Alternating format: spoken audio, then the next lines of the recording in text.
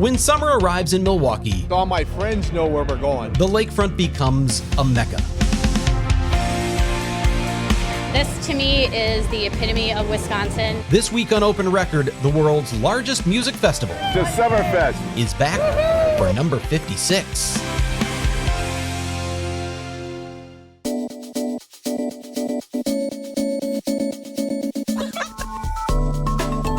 From the FOX6 studios, this is Open Record. I'm Bryan Polcyn, and I'm joined, as always, by Open Record's executive producer, Sarah Smith. Hey, Sarah. Hi.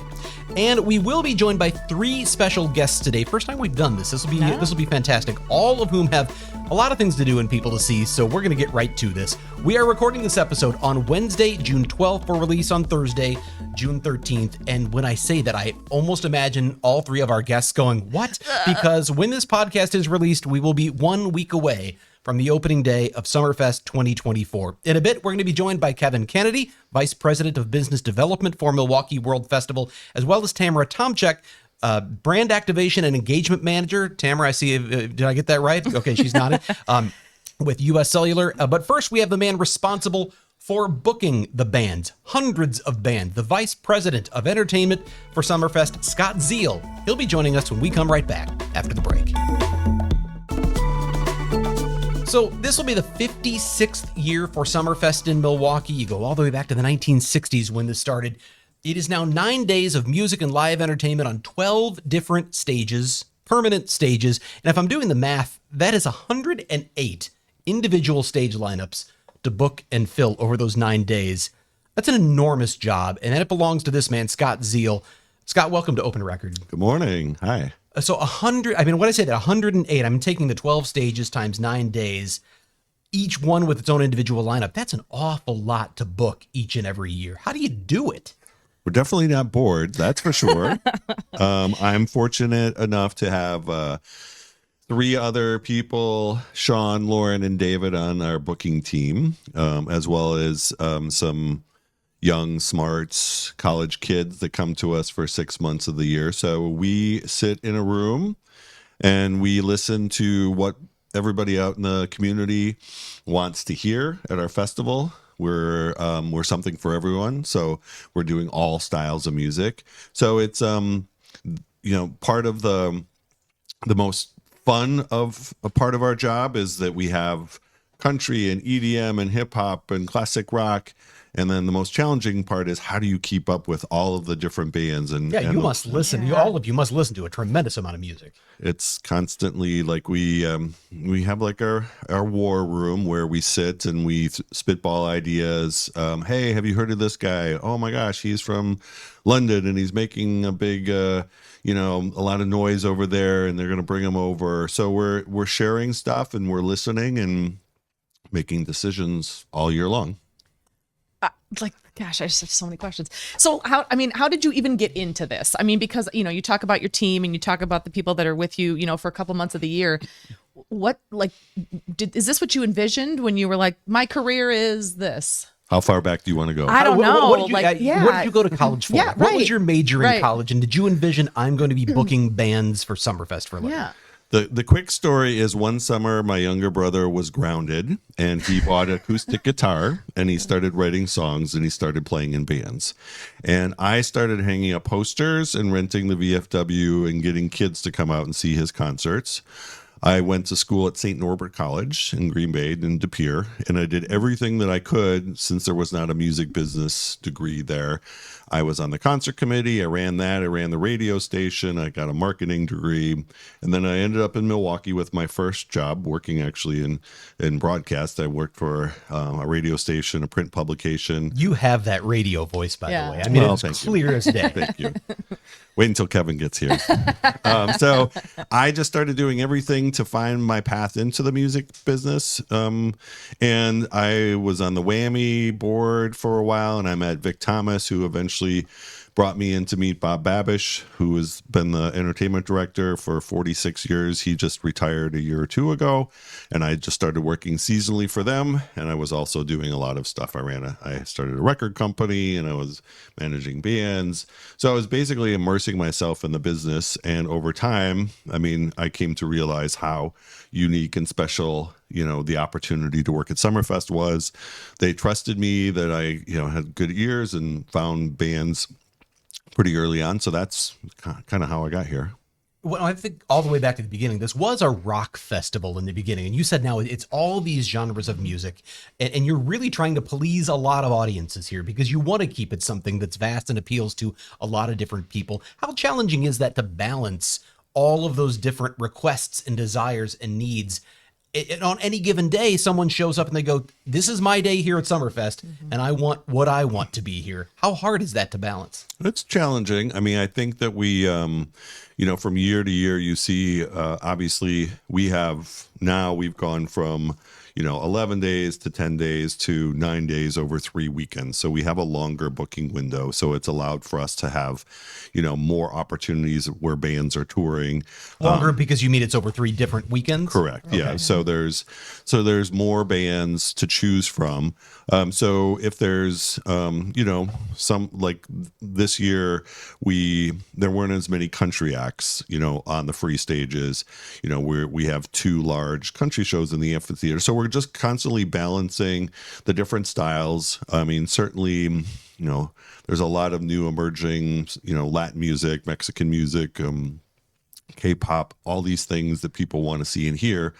So we're just trying to balance things. And one of the things we did, and it's been working out great when we moved to the 3 weekend format, Thursday, Friday, Saturdays, over the 3 weekends, is that we're doing more national bands earlier in the day, and we're curating the lineups. So if there's an EDM artist or a country artist headlining, we're going to fill the day with other like-minded artists that we think that someone who's coming down at that stage or at all the stages. Like, are you having like, this is country at all the stages, this is R&B or whatever?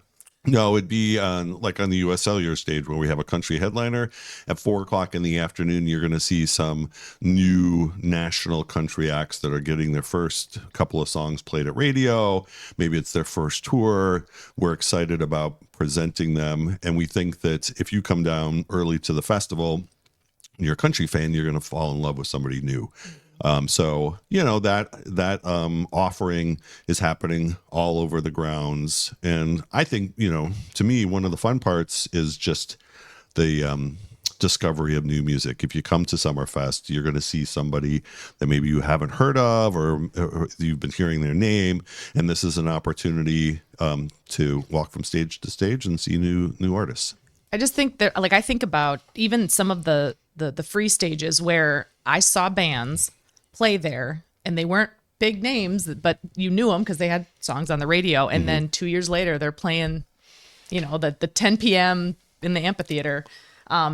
What is there like a Cliff Note version of how you book the band? So you're in your war room. Yep. You have something you're interested in. You're like, yeah, we have to get them because they're huge. Mm-hmm. What's next step? What's the next step? So there's probably about 10 agencies that represent the majority of the larger or all of the national bands. They're in LA, they're in New York, they're in Nashville. Some of them are in Chicago. So we're constantly either talking to them, we're visiting them. Last week I was out in New York for a couple of days working on 2025 already.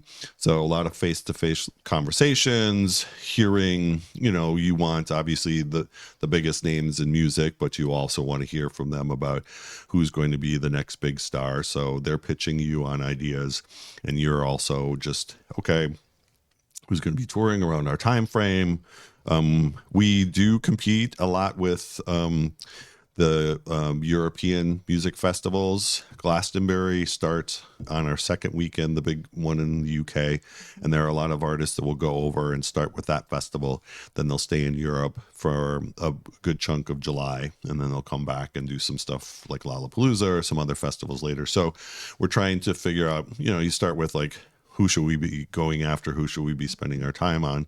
And then from there, it's just a constant conversation. So you have to actually, I would imagine that's the part of what you have to look at is where are people going to be? Where are these bands going to be? Totally. Is it logistically realistic to say, we're going to get you here for one? And not that, is that why the 3-weekend format works out better? Because if they're going to be out of the country the first weekend, maybe 2 weekends later, they're in the Midwest. Exactly. So that, that does happen a fair amount. The other thing that we started doing, I didn't realize it until about 5 or 6 years ago, is right when we're wrapping up our festival season, the last weekend, all of the major Canadian music festivals are happening. So Ottawa Blues Fest, Deite, which is in Quebec City, where they have a festival site that holds 100,000 people. It's unbelievable. Wow. Winnipeg, all of these guys, they're out making offers too on a lot of the same bands. So we've been networking with them.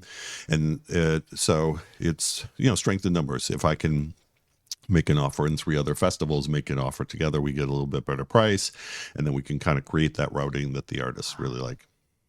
Are you traveling to go see some of these bands, or is a lot of this done from, like you talked about, the War Room?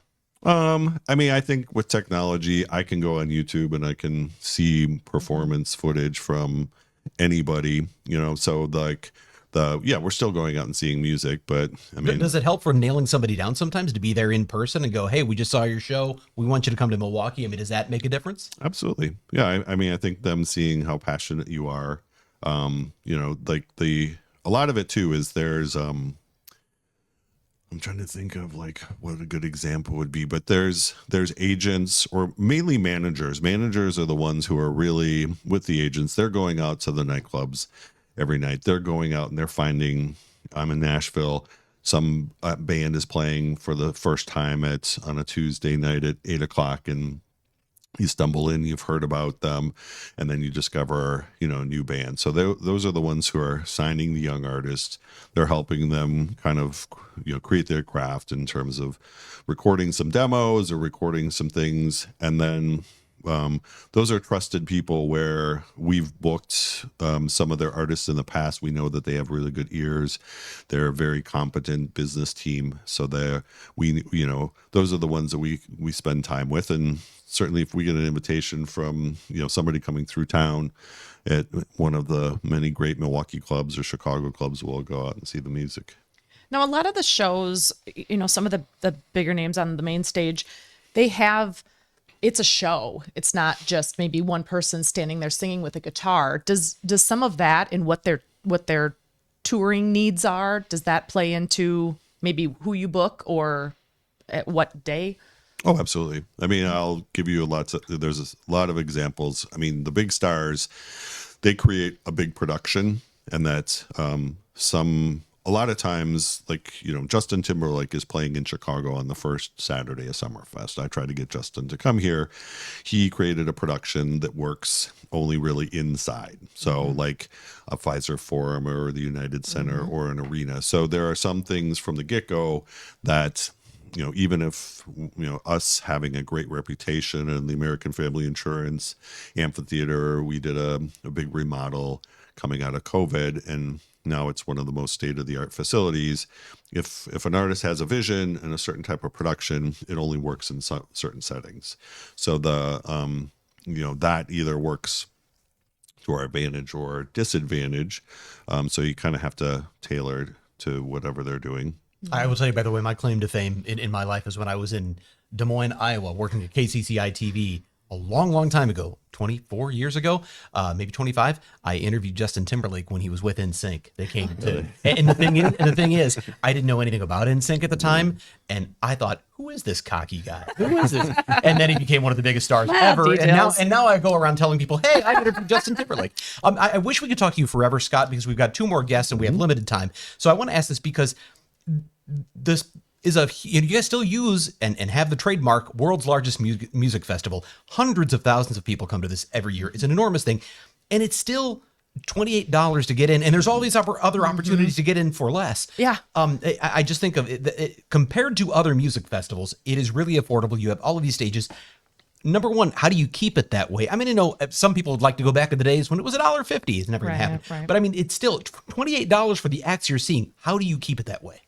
Well, you can ask that question of Tamara with USL, these amazing sponsors, and Kevin, who's coming up next, can talk to the business side of things. I think what we've the value is unbelievable. I go and talk to agents and other people who run music festivals, and we explain what our model is, and that's last year in the closing night we had over 100,000 people on the grounds, people coming through the gates until 9 or 10 o'clock at night, and it's because of that incredible value that we're able to offer. So much music, so many different styles of music, and then all of the other great experiences when you're there. So we're very fortunate. I don't think anyone should take for granted what we have here. Permanent site.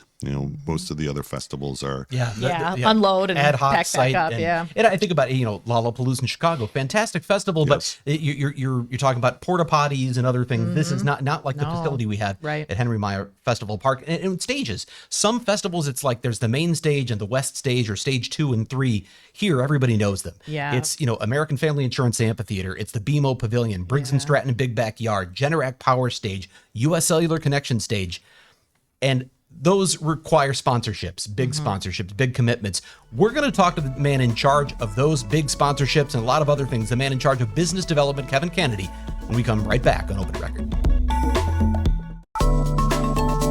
All right, we are back, and we've changed one of the seats because now we have Kevin Kennedy, Vice President of Sales and Business Development for Summerfest. I'm going to start real quick with, what does that mean? Tell me what that job entails. There are so many roles, but what does yours entail? That's a really good question. I think it's really being in charge of all of our corporate relationships, really anything revenue generating that comes through. So sponsorships, our corporate ticket program, venue rentals. We don't receive public funding, so anytime we need to do capital development in the park, we're in charge of going out and trying to raise that capital from partners. But since we're such a small staff, we're 50 full-time staff, we dabble in programming. We dabble in a lot of different things that you probably wouldn't put in that category of sales and business development. But at the end of the day, to summarize, it's really about, revenue generation for the organization. God, I think 50 full-time staffers, that's pretty mind-boggling to me. I just think about all the work that goes into it, and I think of every element when I walk the grounds, and we do a lot with coverage, for Summerfest, and I think, someone's got to take care of that part, and someone's got to take care of that part. It's all something, and so the fact that there's only 50 full-time is mind-boggling. Anyway, that was not my question. So you talked about, the different sponsorships and the corporate partnerships and stuff, and those are obviously so vital to Summerfest. Can you talk a little bit about, some of those and why relationships with U.S. Cellular, Generac, et cetera, are so important? Yeah, I think, you kind of mentioned it before. Part of our mission is to keep the festival affordable and accessible. And, the only way we can keep a $28 ticket price for the amount of bands we have and the level of bands we have is through sponsorships. And if you think about the impact that Summerfest has on this community, we released an economic impact study probably 3 or 4 months ago that said that we have $160 million economic impact on the city just with Summerfest alone. We're able to hire, I mentioned 50 full-time staff, but we hire another 2,300 seasonal staffers. Probably about 80% of those will be from Milwaukee County. So the impact that Summerfest has, we all know it's a great time. It's a great party, a great music festival, but it has just a huge impact on the city and the community.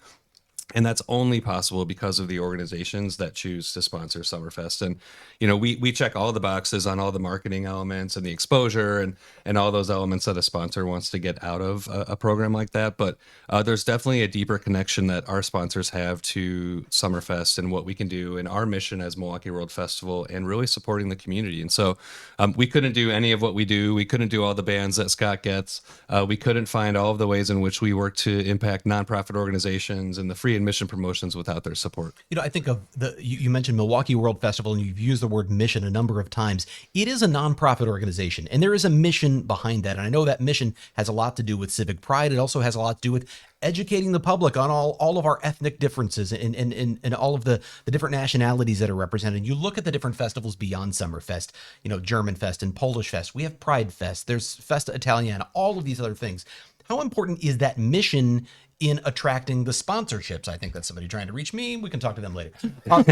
How important is that mission when you are attracting these sponsors to sponsor, whether it's a stage or something else, knowing that they're supporting more than maybe just a rock festival or a music festival? I mean, it's the core at everything that we do. I mean, it's literally right in our mission that, we're to produce events that showcase different nationalities, different cultures, diversity within the city and the performing arts. So, it takes a lot, especially in this day and age post-COVID, to produce events and to have the seasonal staff and the production equipment and everything you need for an event. And it's just not possible without that support. And I think, again, there's a lot of opportunities to sponsor a thing and to get the marketing impressions. But, I think what draws, sponsors to Milwaukee World Festival is that deeper mission. It's the fact that we can bring these events to the community. And we even go beyond, those events. We just announced recently a new health and wellness festival we're doing in partnership with Aurora that we're working on developing right now as we plan for Summerfest. But that's going to be a completely free event for the community. We've got our Sunday Family Fun Day events that we do. We just had one last Sunday. 2,700 people came down to the park. We offer free programming. There's food trucks, free face painting. And it's just a way to get people down to use the park. And part of what we do too is serve as stewards of Henry Meyer Festival Park. And so with all the permanent infrastructure and stages and restrooms, permanent restaurant facilities, it takes a lot to be able to maintain that, especially when it goes through the cold winters on the lakefront. And so again, we couldn't do that without the sponsor funding and the capital investments we have. And you kind of went through all those different stage sponsors. All of those are really core, at our ability to have the events, which ultimately is what ties us back and allows us to do our mission. Well, and you even talk about some of the admission deals that run throughout Summerfest that then benefit other community groups. Even just like opening day with Stomp Out Hunger. What are some of the other ones, and the goal of some of those admission deals? Obviously, the fest goers love it because they're like, I can bring in fill in the blank and get either money off or get in free. Yep. So, what are some of those other groups that benefit? Yeah, so you mentioned Stop Out Hunger with Bush's Beans. So that's a day where we ask the community to bring 3 shelf-stable food items. All of that food is collected and donated back to Feeding America. We have another one, which is on July 5th.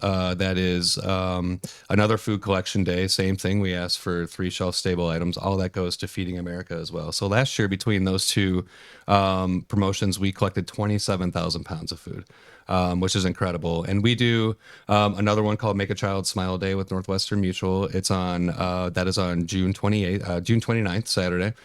We asked the community to bring new or gently used children's books valued at $10. And so last year we collected close to 4,000 books. Those go back to Nextdoor and then distributed back into a bunch of different literacy initiatives they have.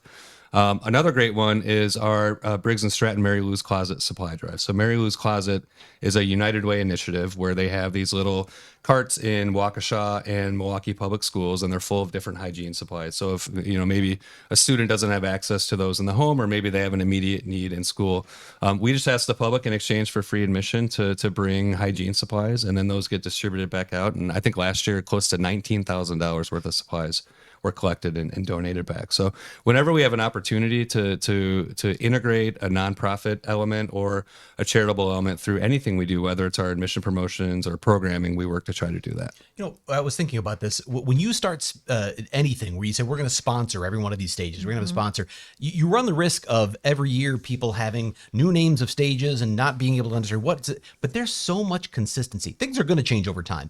But there is really a tremendous amount of consistency over the years in so many of these stages. What does that say about, like, when you're talking about the connection that goes beyond impressions that sponsors find when they do sponsor, whether it's a stage or something else at Summerfest? I think, well, first of all, I think it says we do check all those boxes. We do deliver the impressions, and we've got a really creative team that is really good at understanding what a sponsor is looking for from that perspective, from the marketing perspective, because obviously that's still core to the investment. It's got to still move the needle there, and I think we're really creative and great at listening to and asking the right questions to understand how can this work for them. But you're right. I think, we're fortunate that we do have this nonprofit mission, and there's so many elements of it.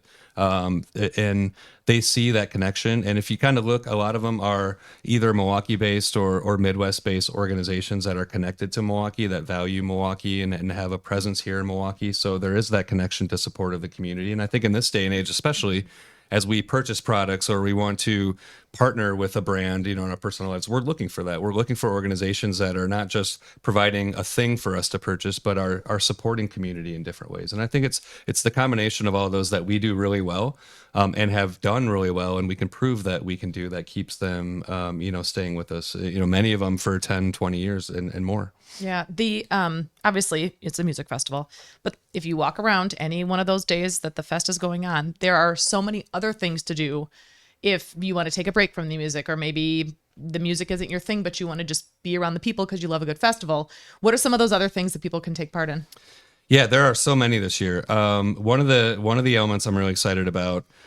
There's a local production studio called Fuzz Pop Workshop. They're the group that's behind. It's an exhibit that you can see on display right now at, I think it's called VAR Gallery on South Fifth and National. It's called Deep Lake Future. It's a submersive light and sound exhibit. So as we were looking this year at how we can elevate the art experience in Summerfest, we were talking to a few different groups about what they could bring to the fest. And so when we saw Deep Lake Future, like, that is so cool.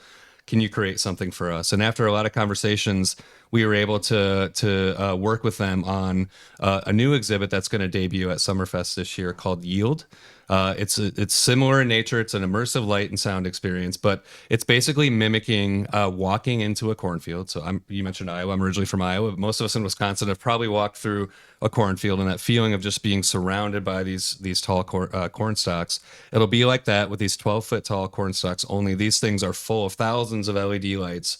Oh my gosh! So you're going to be immersed in it, and there's LEDs on the ground and LEDs through this corn, and they're all programmed. And there's this eerie sound that's playing, and as you kind of walk through it, they're all programmed to kind of move sequentially. And so we've had a chance to see. If you build it. I joked about wearing my Shoeless Joe Jackson jersey and walking out of it, but we've had a chance to see some of it in development, and it looks amazing. So, and if you've seen their work again with Deep Lake Future, it's a really great design. So I think that's going to be really cool. It's kind of a sign of the efforts towards bringing more art to Summerfest. And then I'd say the other element is what we're calling the Lil Gig this year. And so I think a lot of, I have a 12-year-old daughter.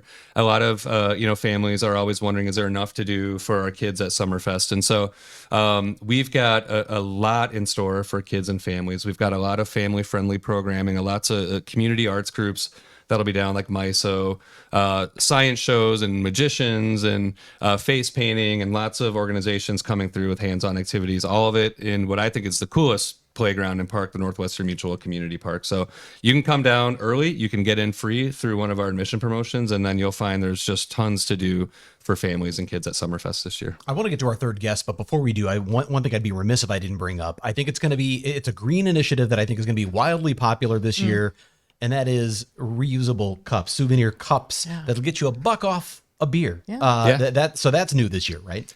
Yeah, I think it's new this year. We just actually, I believe, launched that yesterday. It's kind of something that we've been talking about for a long time, and just fortunately we're able to have it come together late in the game. But I think sustainability overall around the festival is important to us, and something that we've always been focused on, but really, for the last couple of years have been more focused around. And so, you've probably seen, or maybe you haven't noticed, but over the last couple of years, we've really worked to kind of get a 1-to-1 ratio between trash receptacles and recycling receptacles, because half the battle is just making sure you have enough of those around, and at every turn around a corner for people to put. And then the other part's education and making sure people understand, while you maybe get caught up in the moment, you just want to make sure you put it in a bin. There really is a difference and an impact between putting something in a trash bin versus a recycling bin. So as far as all of our operational elements and now getting into how we serve, food and beverage, we're really cognizant of how can we make sure we're running a more sustainable operation. So we're excited about those. As I've said many times today, I wish we had hours to talk because there's so much I would like to ask, but I want to move on because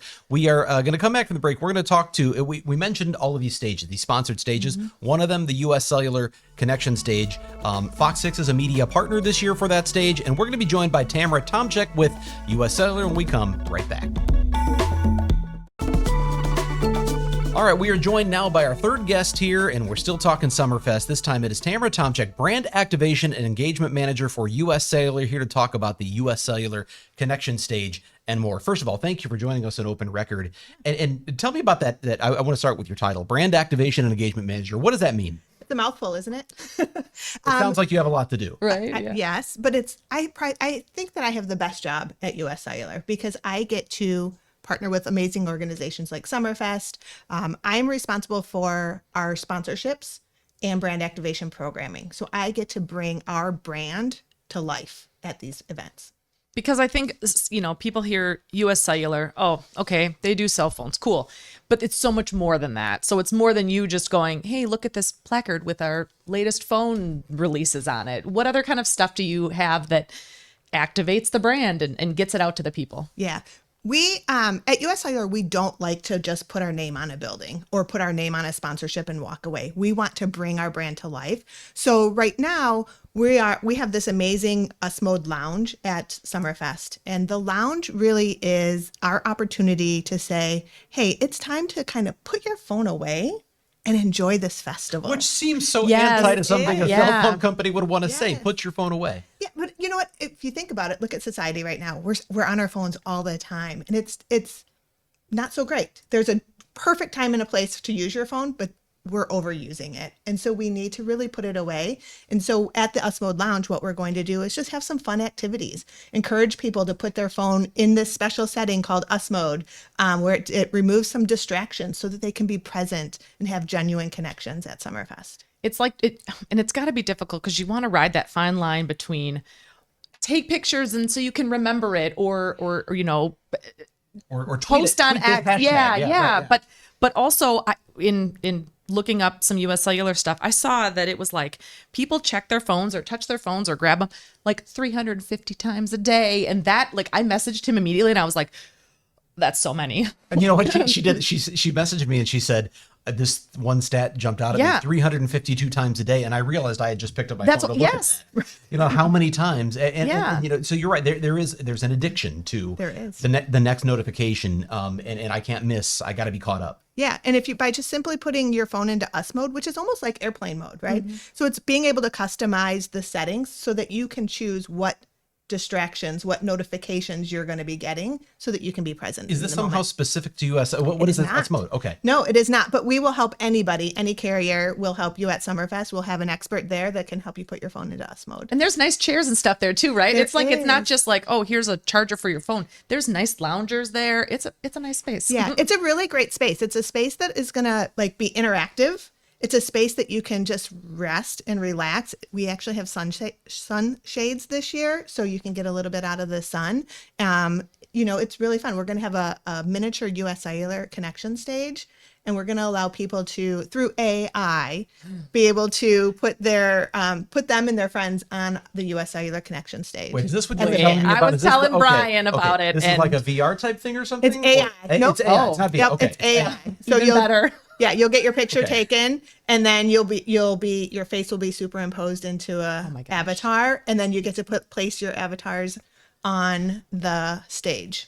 Is this like you're singing along? Is this Nope. This Nope, isn't karaoke. you'll get a Okay. band poster. Okay. So Okay. you'll get All like a Got photo. it. Got So you'll it. get a Okay. little Get a band poster. photo memento, Brian. That's I'm into Brian this. now wants to cover I opening know. day at Summerfest. I do. I want to be We'll there. have, we'd love to have you. But let's talk about the big stage, because I think when it comes to the changes we've seen on the Summerfest grounds, the evolution and then the construction of the US Cellular stage, that is a phenomenal stage. The 25-foot LED screen, which you can see from so far away, is just fantastic. And there's something about, I feel like that space, there's an openness It to that is space. beautiful. That's super inviting. It is, As yeah. you walk north, you come in the maybe main gate, you go left, and then you see it. It's like, I want to be there. I don't even know who's on stage. I want to be there. It's a beautiful stage that we built a few years ago, actually 2019, I believe it is. We've been a partner with Summerfest for 20 years. This is our 20th year there. And I agree. I think our stage is probably one of the most beautiful. We have the best. We have a backstage loft that overlooks Lake Michigan. So if you just want to get away from things, you can sit in that loft and just enjoy that space.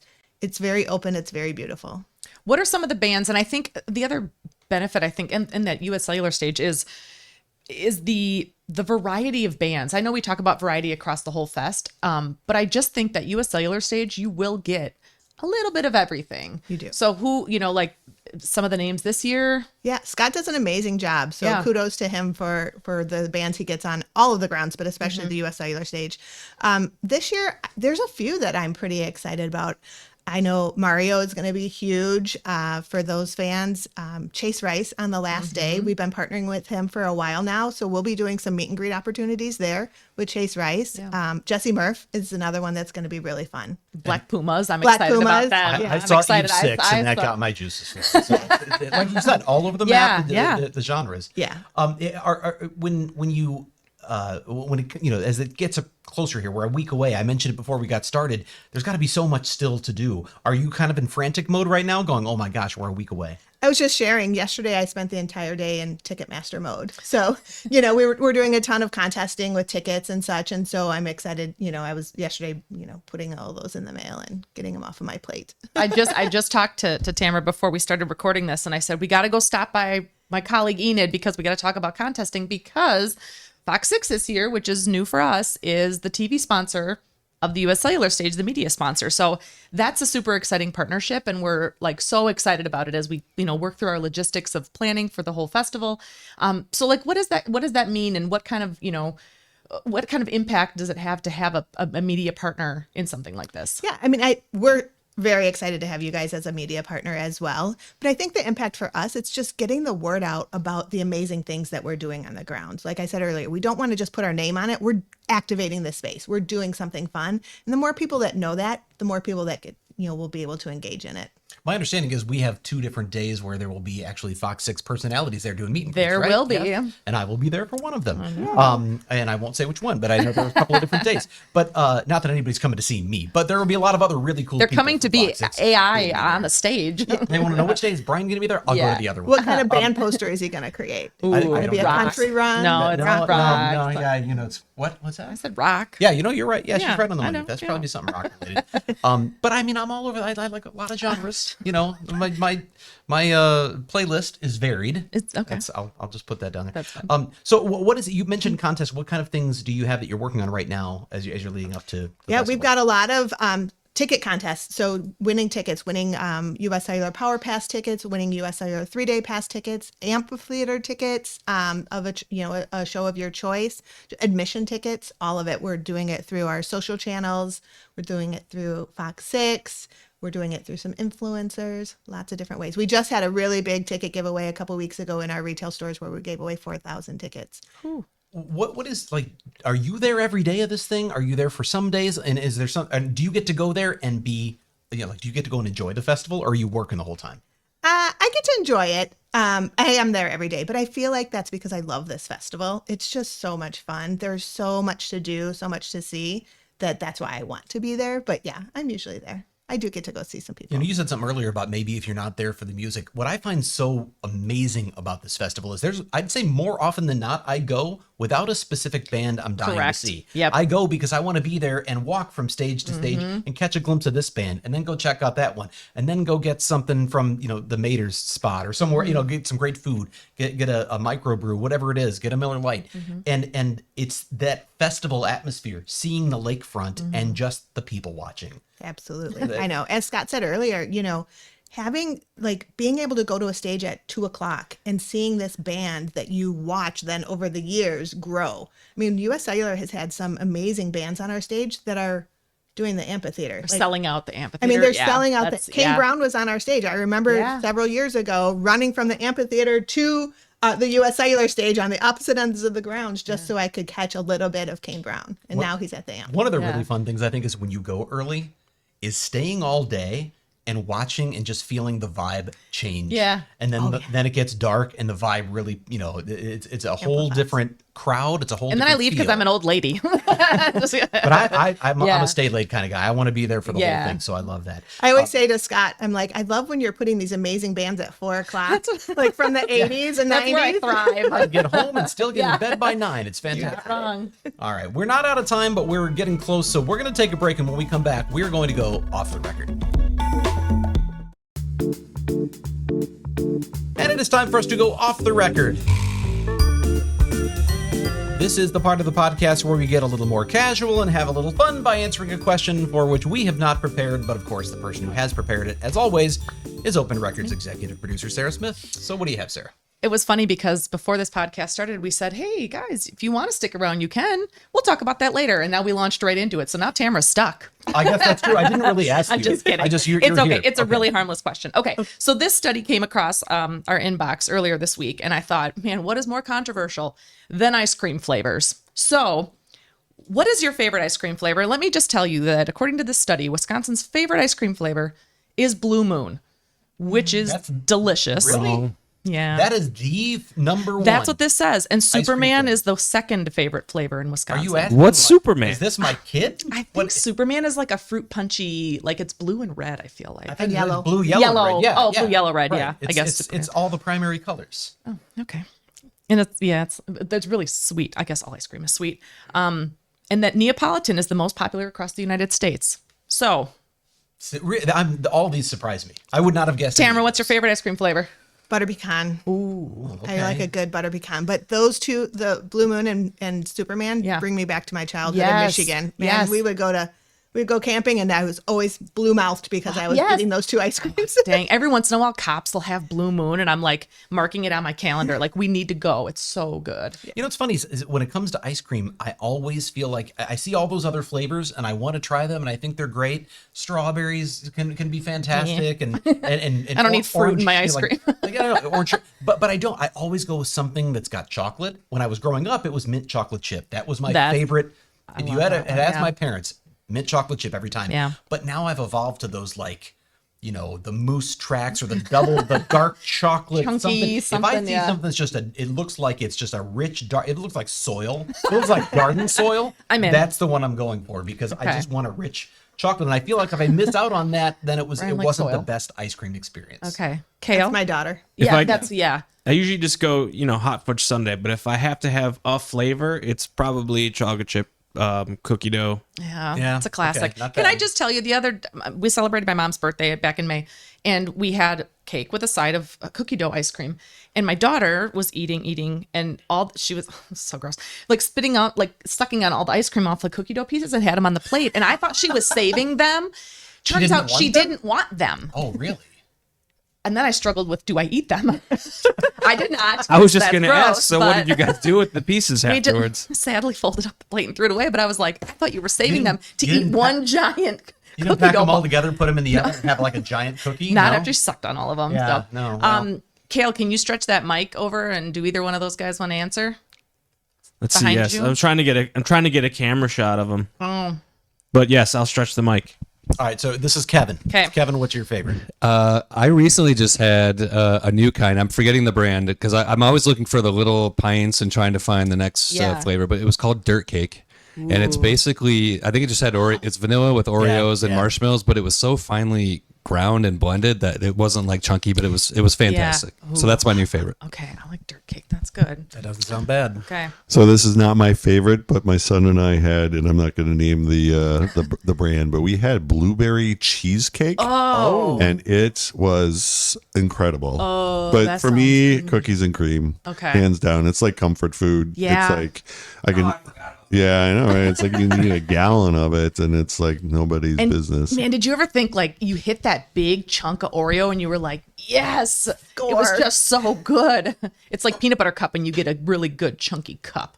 So this is where I'm thinking when I think ice cream now, I think of going to like an ice cream shop where they've got all the flavors Mm-hmm. and things like that. But growing up, it was the ice cream truck. Mm, And when the ice cream truck came around, did you have something that was like, that's the thing I have to have? Because I now think when I talk about all this chocolate, when the ice cream truck came around, I wanted a bomb pop. I Yeah. wanted a bomb pop. And it was the and that biggest. Yeah, Yeah, you always want. Yeah, yeah. what got me the most bang for my buck? I love a good Choco Taco. Yeah, RIP. I talked about Choco Taco on Sunday. I was at my They're in-laws, so good. and we were outside, and I'm like, "What's that noise? That's the ice cream truck song." We ran out, like, "Oh, there's no Choco Tacos." Oh, bummer. The experience of the ice cream truck song when you were like a kid Yeah. growing up and you heard that song and then you knew you had a limited amount of time Like, to get inside run and plead money. with mom and dad for Yeah. some change or whatever it was Holy cow. and get back outside in time for that. Oh man, that was Because if you probably missed it, Oh, that's It was it. devastating. Yeah. It ruined my Right. day. Yeah. I still feel today when I have deadlines, I still feel like that. Like I'm trying to get in ice and cream get the money truck for is the ice cream coming. truck before the ice cream truck leaves. And now That's what it is. ice cream trucks take my credit card, so that's great. Now I don't have to run to get money. The fact that you need a credit card for That's it is fair. That's sad. fair. Well, Then I that can buy more. just makes me think about the Irish girls. Have you seen the video of the one who was No. griping about the Oh, cost of the yes, oh my yes, gosh. yes. That was as we talk about memes on the podcast. Anyway, I think we're about out of time, so we are going to take one more break and we'll wrap things up when we come right back. Contact 6, making things right for you. If you have a problem, see if we can help. Go to fox6now.com or call 414-586-2666. I gotta say, the time has flown by today. It I has. want I to would thank agree. so much to Scott Zeal, to Kevin Kennedy, and of course to Tamara Tomczyk for joining us. Summerfest, a week away, and it's going to be a lot of fun. 3 weekends coming up here very shortly. Thank you for being here, Tamara. Thank you for having me. If you have a topic you would like us to discuss on Open Record or an issue you think we should investigate for Fox 6 News, send us an email to fox6investigators@fox.com. As always, thank you to the people who make this podcast possible. That includes our editor, our executive producer, Sarah Smith. I also edit you. Yeah, No, that's I'm just right. Our editor, Dave Machuda, and our chief photographer manning the video switcher, Kale Zimney. With that, I'm Bryan Polcyn. We'll be back next week.